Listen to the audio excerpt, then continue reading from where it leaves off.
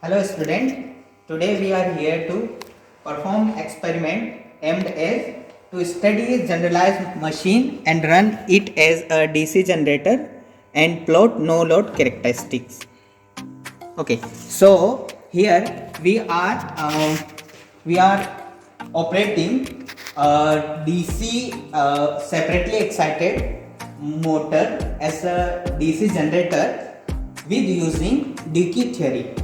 So as a Dickey theory, actually we can replace any machine. It may be induction synchronous with a two pole machine that is D axis and Q axis. Okay, so in actually we consider that our windings are aligned across that D axis, so we will get maximum induced EMF across that D axis, and we have very less EMF induced in that Q axis. And when we perform this experiment, we come to know, and we get a little that little bit of that EMF in that Q axis because of alignment of windings. So let's see here. It is this part of okay, you can see here like it is a motor, that is a generator part, and we have use this board to convert it as to run it on the basis of Dickey theory. Okay, so if you come in the front of that okay, this is a experimental setup of that particular experiment, you can see.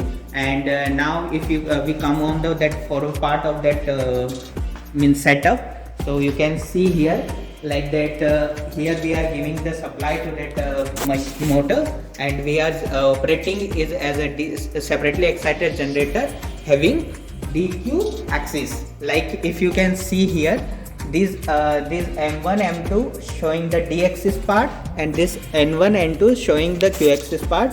Okay, so let's start the experiment in accordance of this whatever the setup is given to us in that experiment. So if you can see here, we have to give the supply to that motor part. Okay, now this is the generator part, Q axis and D axis part, and this is its field. Okay, and we have to operate it as separate. We have to operate this separately excited motor as a separately excited DC generator. So let's start the experiment. So in that experiment we are going to plot the no load characteristic, and this characteristics is for that particular purpose we have this resistive load. So we vary this load, and in accordance of this we will get D axis and Q axis voltage and that field current. So this field current is varied using this load only. So we will run it up to 5 kilowatt, and with changing the load.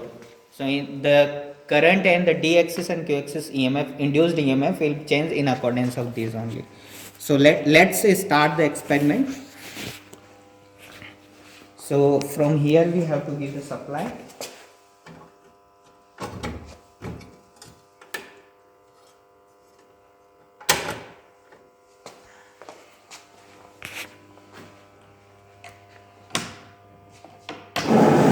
Our machine is started. Now we will take the reading on the here. If you can see that we have not connected any load right now, so we will take the reading on no load condition also. So if you can see, this one is our D axis induced showing this voltmeter showing the D axis induced EMF. This voltmeter show the Q axis induced EMF, and this is not this is our field current. This ammeter show the field current. Okay, so if you can see here, the field current is exactly 0 right now.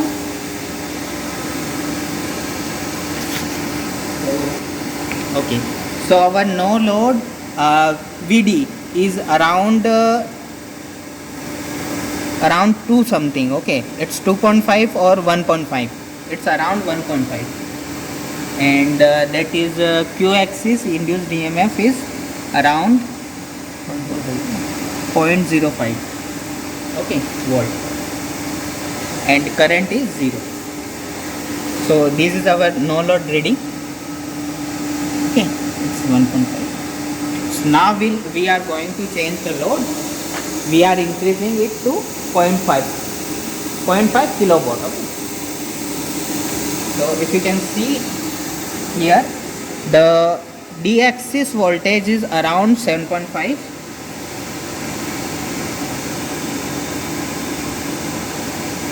D-axis voltage is around 7.5 and Q-axis is around 1 or 0.9.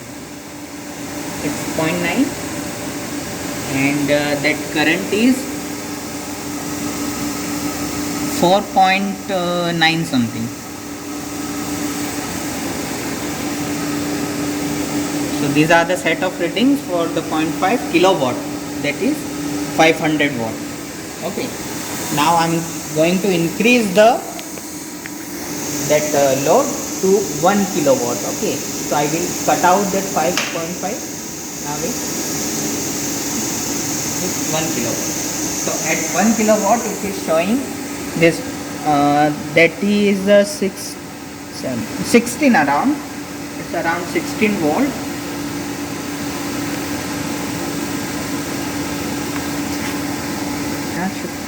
यहाँ show नहीं करते हैं sir, इनको केवल read करके बता देते हैं. So if you can see in case of 1 kilowatt we are getting 16 volt VD axis voltage, induced voltage, and it is around 1.9 VQ volt, and it is around 9 or 10, around 10 ampere field current.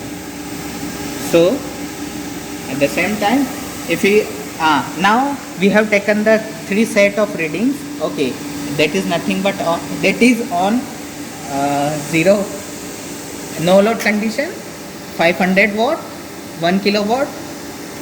Okay, now we further increase the load and take the reading in same manner, and we will show you.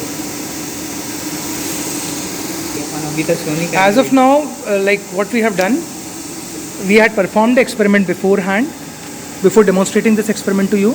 So we have taken all the corresponding readings, and we will be providing you these set of readings afterwards. So basically, this is the various combinations of resistances that we need to take. You can observe the speed variation as we connect various resistive loads.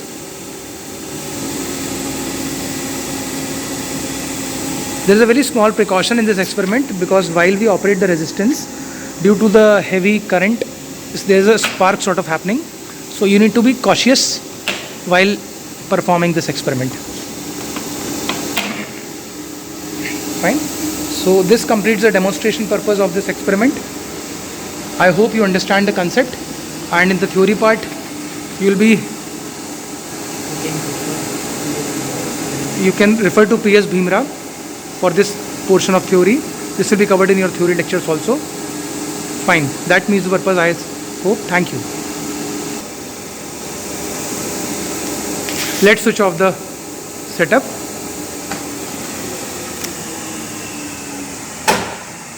And tripping the main switch.